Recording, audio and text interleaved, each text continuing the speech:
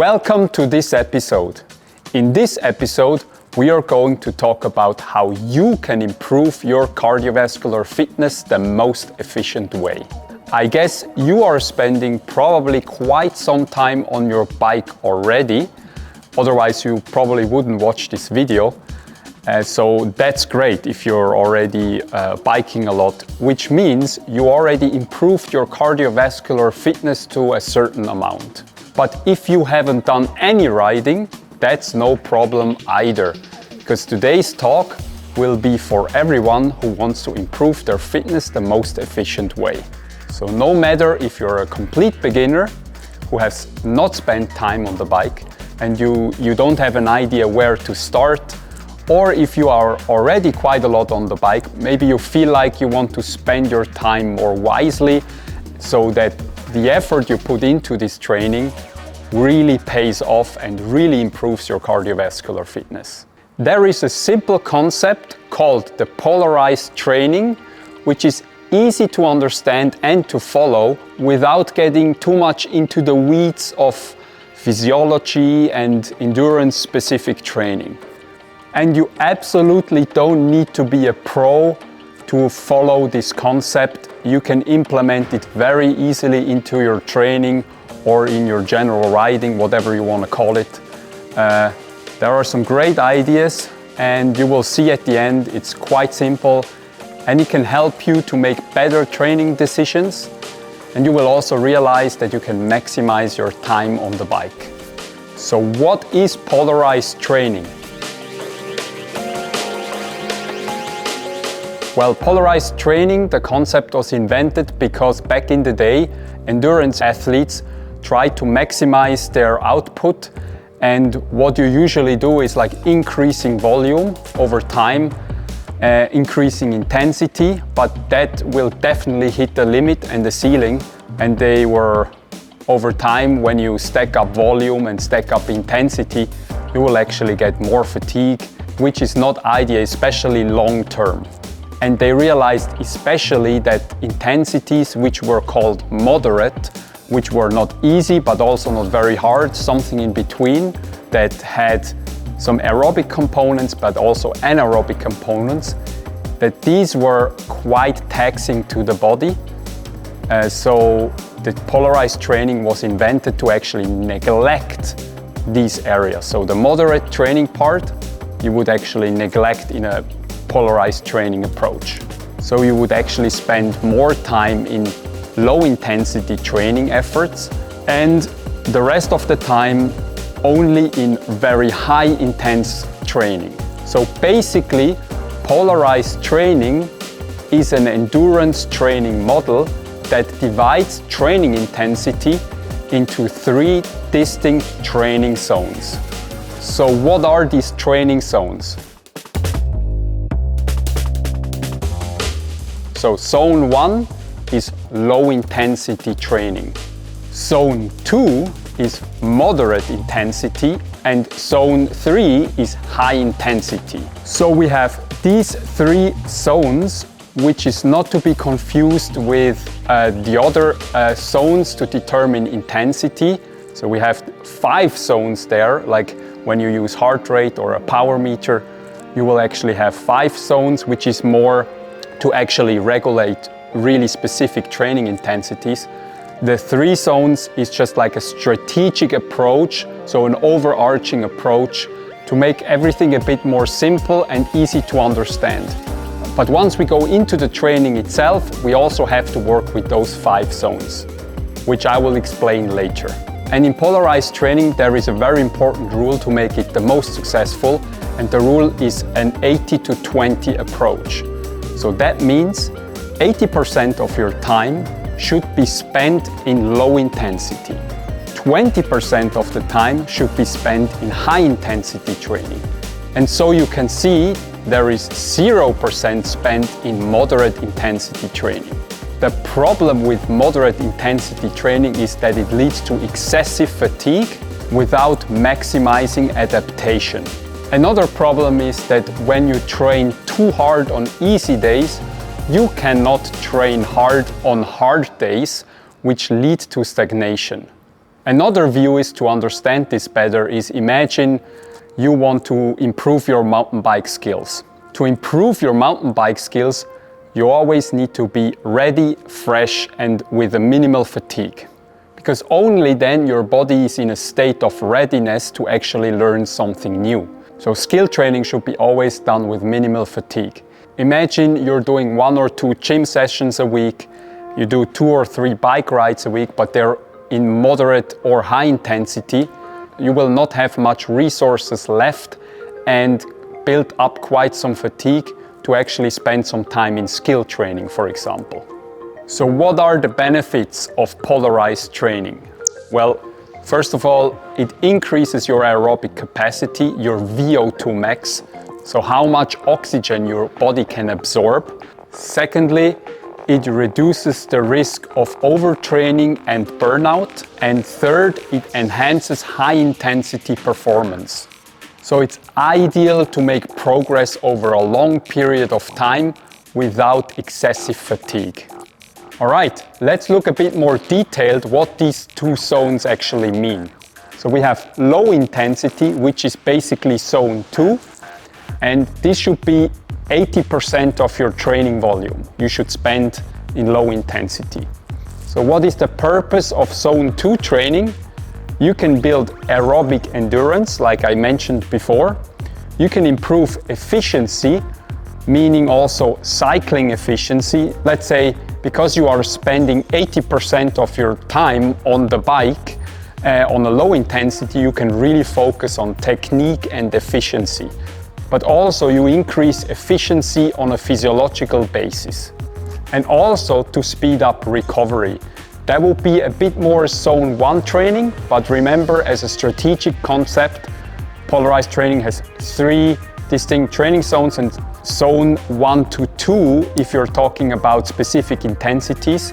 So speeding up recovery will be a recovery ride, really easy to flush out any lactate, etc. So what would be an example for a zone 2 training? These are usually long, steady bike rides from 1 to 4 hours, and where it is actually quite easy to maintain the pace or intensity. Another example would be also easy recovery rides that you do after like HIIT sessions or really hard riding.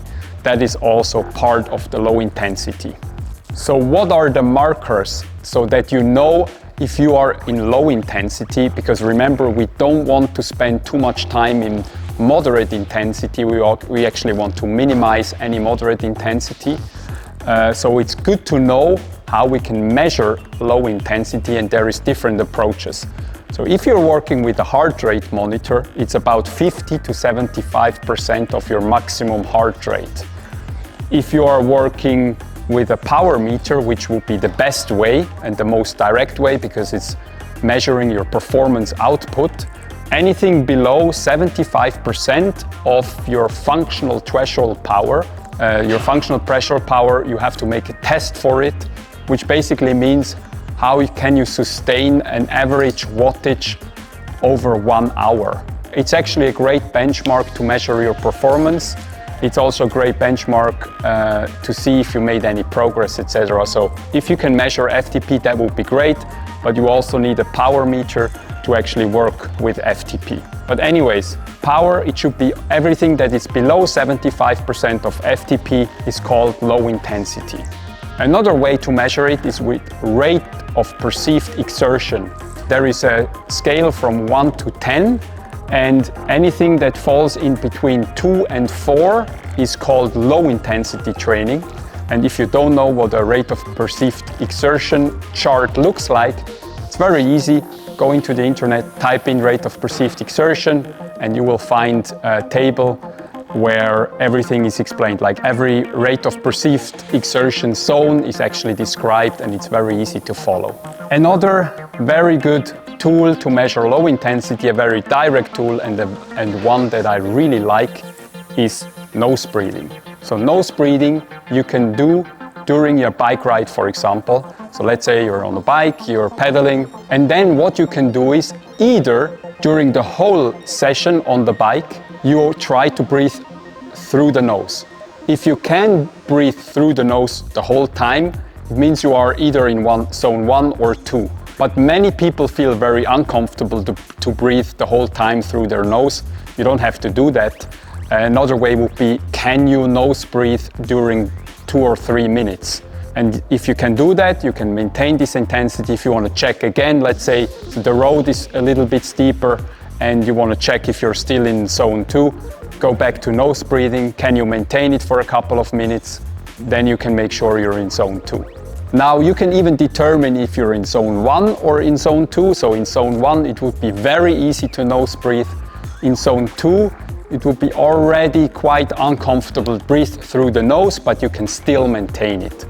So this is a great tool. There is actually some research out there that nose breathing can actually improve your cardiovascular fitness. To be honest, the benefits are quite marginal. For an elite athlete, I would definitely look into that, but for most people, breathing through the mouth is totally fine. So the benefits of nose breathing, if you're interested to implement this, are because you have to breathe through a smaller hole, the likelihood that you breathe through your diaphragm, so basically through the stomach, is better, so you have a better breathing pattern. Another one would be, this is the only way to actually release nitric oxide, I hope I spell it right, which helps to dilate your blood vessels, so your capillaries in the muscles are getting more oxygen, so more blood flow. Another benefit of nose breathing would be it filters and warms air that comes through the nose, which is much better than breathing through the mouth, especially in winter times when it's really cold. Breathing through the mouth sometimes feels quite uncomfortable, and breathing through the nose is quite helpful. And when it comes to me, sometimes a truck passes by and you can only see black smoke coming out of it. I usually switch immediately to nose breathing because I feel like I can filter the air better and I don't inhale the black smoke into my lungs. Maybe it doesn't do as much, but in my imagination I feel like, oh, I'm getting poisoned, so therefore I switch to nose breathing. Let's look into high intensity, which is referred to mostly as zone 5 training. If you look at the intensity chart, and this should be roughly 20% of your training time. Now, what's the purpose? Usually it's about increasing your power.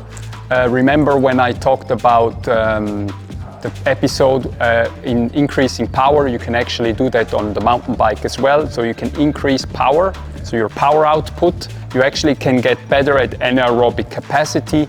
So using the glycolytic system much more efficiently, also to train some lactic and alactic components as well. So anaerobic capacity refers to any kind of really high intensity bursts or sprints. So therefore, climbing and sprinting performance, it also increases those areas very efficiently. So what are examples of typical zone 5 trainings? So VO2 max basically means the maximum amount of oxygen your body can use during intense exercise. So typically these intervals look like 3 to 5 minutes near maximum effort, which means during those 3 to 5 minutes you actually want to maintain the same pace. So I usually explain it like that. So if you're going through those 5 minutes at maximum pace, you could technically maybe do another minute, but definitely not more. That would be more or less the pace you would aim for. And you usually do 4 to 6 sets of these 3 to 5 minutes, and you would usually rest 2 to 5 minutes.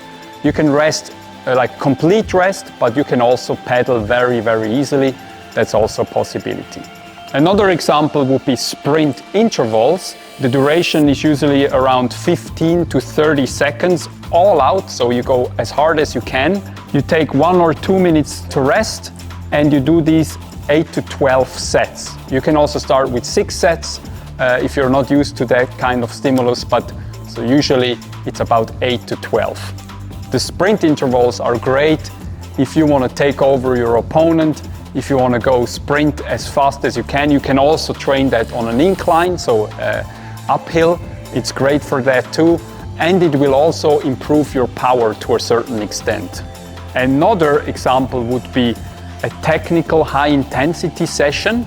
This is really cool, especially if you are a racer.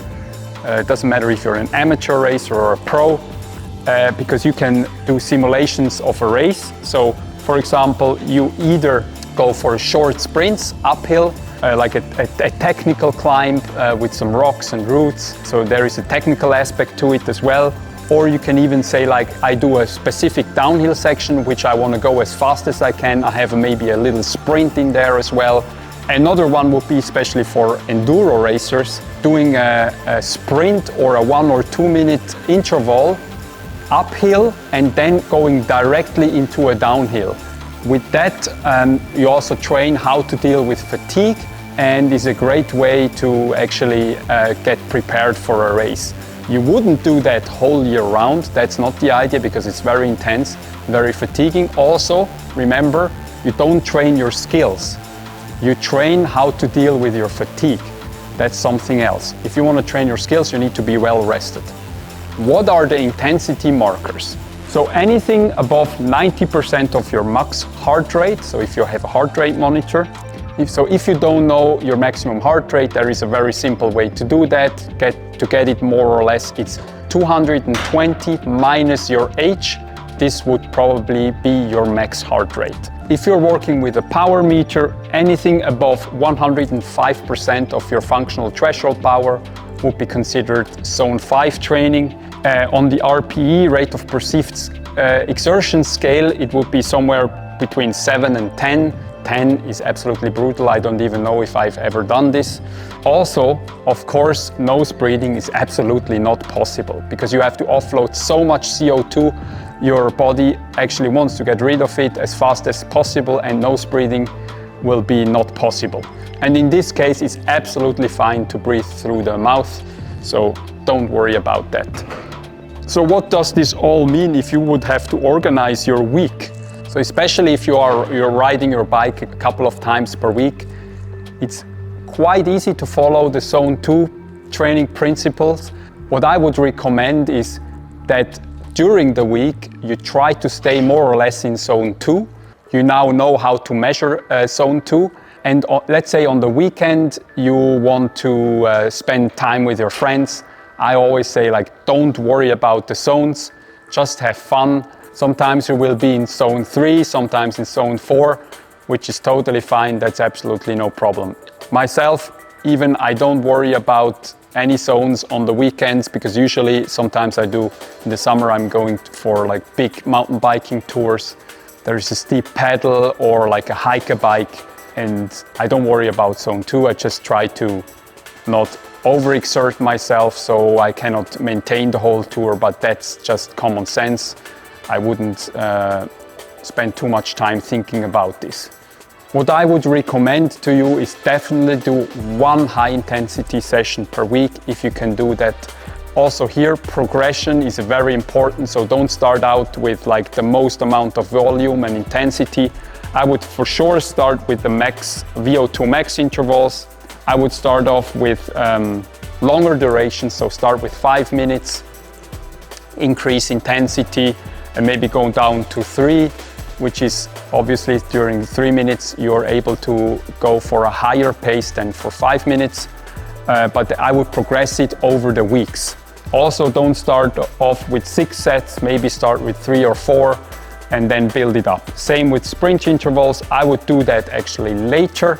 So first start off with VO2 max intervals, and then you would add sprint intervals, and at the very end, and if you're a racer, especially if you don't forget about it, at the end I would do technical hit sessions for sure, because it's race simulation. You actually adapt to what the race is required you to do. The same principle you could also say about low intensity training. If you want to build up your endurance, don't start off right away, especially after an off season, or if you had a break. Don't go for like 4 hours. Start off by 1 hour, add maybe 20 minutes per week, per session, and build it up from there. If you are a person who wants to maximize the fun aspect, this is actually a really great approach, because you don't have to be too extremely specific, especially in Zone 2.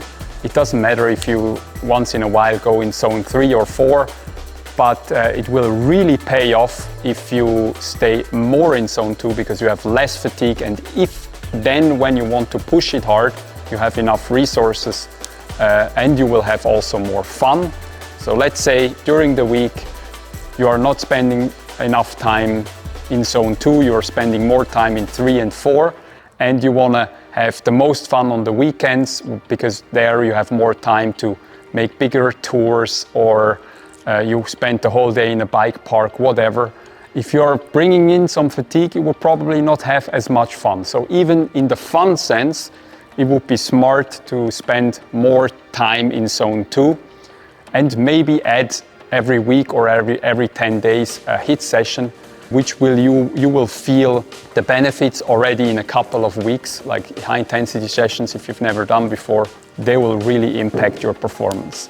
So therefore, even if you want to maximize fun and you don't want to worry about too much zones, you go for nose breathing because then you don't have to measure too much, you don't have to wear a wearable, you don't have to have a power meter, not a heart rate monitor. It's very easy with nose breathing, and once in a while you add some HIIT session.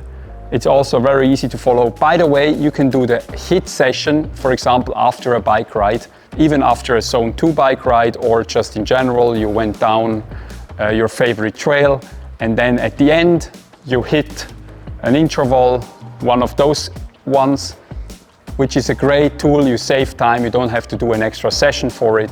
This could be a great strategy also. Another tip for those of you who have an e-bike, and if you are living in terrains where there is lots of mountains, lots of steep climbs, and you cannot maintain a zone 2 pace over the whole training session or bike ride, this is where an e-bike comes in very, very handy, because that's also what I do sometimes. If I really need to stay in zone 2 or I have a recovery ride, I will take my e-bike, I can adjust the support, and I'm sure I'm always staying in zone 2. So for example, a steeper climb, I have more support. If it's more flat, I can reduce support, which is a really cool thing. And I have to make some advertisement for Specialized. With Specialized, you're able to adjust support in 10% increments, which is awesome, because with only 3, like Eco mode, Trail mode and Boost mode, it's not enough and not specific enough. With percentages, you can more fine-tune the support, which is a great way, and I actually love it and use it quite a lot, especially for zone 2 training. All right, I hope you enjoyed this episode. I hope you could get an understanding of how to organize your cardiovascular fitness training better. And I hope I didn't confuse you with too much variables. I hope you understand the simplicity and how you can implement it very easily into your training routine. I think almost everyone can benefit from a polarized training approach. And if not, let me know in the comment section, hit me up directly, whatever. I'm really happy to answer any questions or ideas. All right, I wish you lots of fun outside, on the trails, on the road, whatever you do. Stay strong, stay healthy, and see you next time.